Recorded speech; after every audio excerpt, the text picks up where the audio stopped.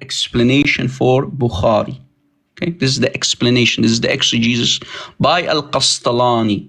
Okay, page 56, we have this following report or explanation by the scholar. The scholar says, but the mursal hadith of a companion like Ibn Abbas and others like him from the younger companions. So if you have a mursal hadith, right, a mursal sahih hadith, and others like him from the younger companions, from the Prophet who did not hear from him, can be used as what? Hujjah. An argument. فَهُوَ hujjah, meaning evidence. You can take it for granted. Just take it. Amazing. It's evidence. So brother, when any Muslim says to you, a mursal sahih hadith is da'if, they're lying. Still use that to support your claims. Yes. Look, and I have even the entire PDF, as you see, for this book. But as you see what I do, I download the entire PDF, then I take screenshots, as you see. And then I provide my English translation, because these books will never be translated. And here's the entire... You know what you should do, Rob? Here's the entire... You should literally... You should translate the whole books for us, man, and publish them. Bro, it will take me 50 years. You kidding? Just the satanic verses. If you want me to translate all the topic of the satanic, it will take me 50 years. I'm not kidding. Yeah. Because I told wish you, it was possible. it's overwhelming. It's an overwhelming topic. Yeah, there's just too much dirt in Islam. Exactly. Now, let's see what Ibn Hajar said, okay, regarding the satanic verses. Because yesterday I mentioned him to you, right? Ibn Hajar is like Ibn Taymiyyah. Let me close my camera for a second because I have to close the windows. It's getting a little bit cold here. And I can't find anything on Ibn Taymiyyah in English. I can't find it. No, it's not easy, brother. It's not easy to find stuff. So I'm going to help you. Like I said, I'm here with you, bro. Don't worry. You got us here, bro. We need you, Rob. We need you. All right. Give me a second, you guys. Yesterday you mentioned a scholar called, what was his name? Shihab Nu'mani. Yeah. You have his English book, entire English book? Yeah, I do. Ahmed. Yeah, Shihab. It's called Shihab Before Nu'mani, Orthodoxy. Sirat al-Nabi, translated by M. Tayyib Bakhsh Budyani in Lahore, Pakistan. Yep. If you don't have it's those, actually, don't worry. Forget about the English translation. I have the Arabic, the original Arabic. Okay? Perfect. What does it say there? فتح الباري بشرح صحيح البخاري by Ibn Hajar al-Asqalani الإمام الحافظ بن حجر العسقلاني أحمد بن علي بن حجر العسقلاني, that famous Amir, the prince of the translation of the explanation of Bukhari collection hadith. And as you see, multi-volume collection, right? Multi-volume. Okay? Volume 8, Ibn Hajar. Volume 8, Ibn Hajar. We open his book, we go to page 439, okay? Surah Al-Hajj. Look how old it is. Very old copy that I have. Talking about the fact that there are simply too many paths.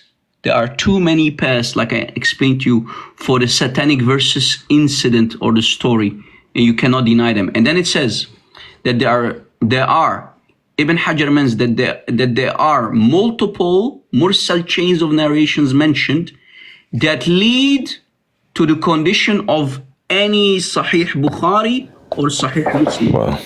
So let me put my translation for what I just read. Okay? Fath al-Bari by Ibn Hajar. This is the same book. This is my translation, as you noticed. Volume 8, page 439. Ibn Hajar said, and I quote, contrary to what Abu Bakr bin al-Arabi and Al-Qadi Ayyad have claimed, whereby the story has no basis at all. So there were scholars who are too embarrassed and said, oh, we cannot accept it. We cannot accept it. It has no basis. Liars. Ibn Hajar calls them out. Ibn Hajar himself calls them out and he says, you're lying. You're lying to the public. Look. Now pay attention. This is who's talking? Ibn Hajar. When the paths of a hadith are many and distinct, it shows that the report has a basis. It has an origin. You cannot deny it. So, and he continues. So as I said, who said? Ibn Hajar. So as I said, there are 3 sound but mursal chains for it. For the what? For the satanic verses. Among them, what meets the criteria or condition of the Sahih. Amazing. So you have 3 mursal chains, 3 of them. 3 together, 3 of them together combined equals Sahih. 1 Sahih hadith. Can we, Rob, Christian, can you put it to the side again so I can get that or whatever? Yeah, just like that. Thanks, bro. Got it. All right. This is who? Bukhari. And this is in, as I showed you, I have the Arabic here in front of me. The Arabic.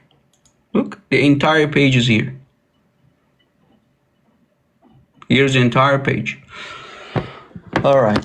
This is who? Ibn Hajar. What about Ibn Taymiyyah? Shaykh That's what I want to see. Ibn Taymiyyah. You know him, right? Absolutely. Yeah. Ibn I mean, I can never find him in English, but yeah, everybody quotes him. Everybody quotes him. Everybody quotes him. Look. What did Ibn Taymiyyah say? What did Ibn Taymiyyah say? Okay. What did Ibn Taymiyyah say? Here's what he said. Watch. This is what Ibn Taymiyyah said. I will put the page without my translation and the page with my translation back to back. Okay. Are you ready, brother? Ibn Taymiyyah is the giant one, right? Yeah. The giant Salafi scholar, the father of the Salafis, basically, of today. Right? The father of the Salafi boys. These shmerurists who blow themselves up, they are the sons of Ibn Taymiyyah and his student Ibn Kathir. You know Ibn Kathir, right? Yeah, yeah. Mufassir, the exegete Ibn Kathir. Okay? Right. Who tramples his teacher Taymiyyah. This is the book of Ibn Taymiyyah. Manhaj السنة النبوية لشيخ الإسلام ابن تيمية. Here is his name. You see my finger here? Ibn Taymiyyah. For the people who don't speak Arabic, Manhaj السنة النبوية, volume 2, page, and the scholar Shaykh al-Islam Ibn Taymiyyah, the teacher of Ibn Kathir, the teacher of Ibn al-Qayyim al-Jawziyah, many, Imam al-Dhahabi too, by the way, Imam al-Dhahabi. So just to give you an idea how big Ibn Taymiyyah in Sunni Salafi Islam is, right? The Hanbali scholar Ibn Taymiyyah. Page 409. Here is the entire page. If you want to take a screenshot, be my guest. But I will charge you $20 subscription every month, by the way, like Central Dawah. But we'll put it in as a central pretzel fund.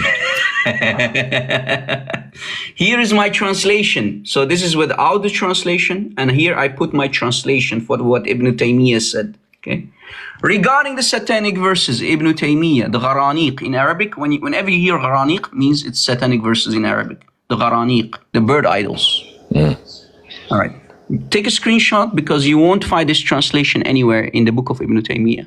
No Muslim dares to translate this. No Muslim dares to translate. Let me give you again the cover so you have it back to back. Here's the cover. Perfect. All right.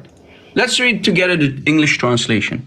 Shaykh al-Islam Ibn Taymiyyah, the teacher of Ibn Kathir, said, what came in Surah An-Najm, which is chapter 53, in his saying, meaning in Allah's saying, those are the exalted cranes the bird idols, and indeed their intercession is hoped for. This part here are the satanic verses in the green. So Ibn Taymiyyah quotes the satanic verses, the two verses of Satan. تِلْكَ الْغَرَانِيقَ الْعُلَى وَإِنَّ شَفَاعَتَهُنَّ لَتُرْتَجَى. That's what Satan put on the tongue of Muhammad, this part here. You see it, brother? So the green are the satanic verses. This is why I gave them the color green. You see it? Yep. You're following, right? Yeah, I got you. I like how you then he color-coded it. continues. Who? Ibn Taymiyyah continues. Ibn Taymiyyah said it's well known among the early Muslims and later Muslims. Amazing. So the early Muslims know about it, and the students know about it. That this was stated on his tongue, then Allah abrogated it and nullified it. So what is going on, brother? What did you understand from this? Ibn Taymiyyah is affirming that this was roundly accepted by early ancient Islam. There was no refuting it. So they did accept it as an authentic incident in the life of Muhammad, and it truly happened, but Allah woke up from his deep, deep dream. Allah was inside the matrix like Neo. Then he woke up, and then after the damage of Satan, Allah sent the abrogation. Much too late, way Allah. Much too late. You came in too late. You should have stepped in immediately and stopped or preventing Satan and giving Muhammad the satanic verses. Well, he has 1 foot, Rob. So with his 1 foot, it took him 8 years, right? It took him 8 years, exactly. For the people, by the way, I'm happy that you mentioned it because it demonstrates that you were watching my live streams about it. Beautiful. So what happens is for the people who don't know, what the brother is mentioning, and I think you got it from me, right, brother? Just to make it. Actually, I was watching it before I came up tonight. Beautiful. Look, brother. Guys, everybody focus. The satanic verses happened in Mecca when Muhammad was in Mecca. So this is Mecca. Satanic verses is being received in chapter 53, Surah Al-Najm. Satanic verses came down to Muhammad in Mecca. So Satan came to Muhammad when Muhammad was still in Mecca. When he migrated to Medina, Allah, after 8 long years, the abrogation didn't happen overnight. It didn't happen the same day. It happened in chapter 22, and chapter 22 came 8 years later in Medina. So what's going on is this, guys. Lend me your ears, everybody, because you won't understand. No Muslim will tell you this. What happened is that the satanic verses stayed in the Quran for 8 long years. Allah abrogated the satanic verses in the Quran after 8 long years in Medina, not in Mecca. So the Muslims were reciting the satanic verses. Just a second, brother. So let me put to make it your life more easier, brothers and sisters. The Muslims, when they were 8 long years in Mecca, they were reciting chapter 53, ayahs 19 to 23, included the satanic verses for 8 long years before the abrogation happened. So they were reading, Allah, la, la, la, la. Have you then considered Al-Lat and Al-Uzza wal-Manat, the third, the last one? Then Satan introduced the satanic verses on the tongue of Muhammad, and Muhammad bows down and worships the bird idols.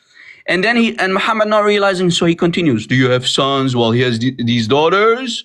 What a disgraceful distribution. Not realizing these are satanic verses for 8 long years. So the abrogation happened after 8 years.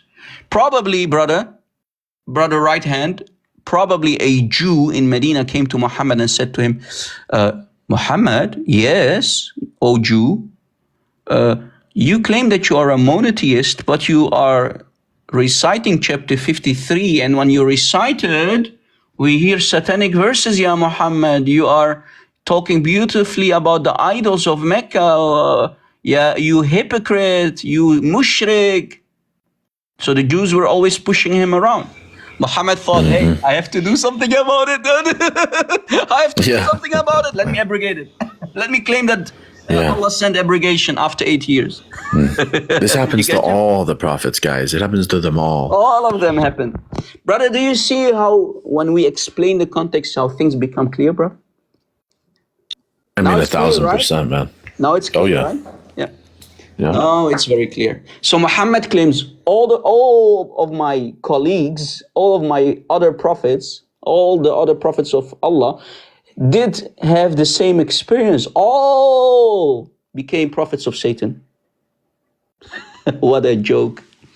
So he's lying about the Yeah, prophets. that's Huh? 100%.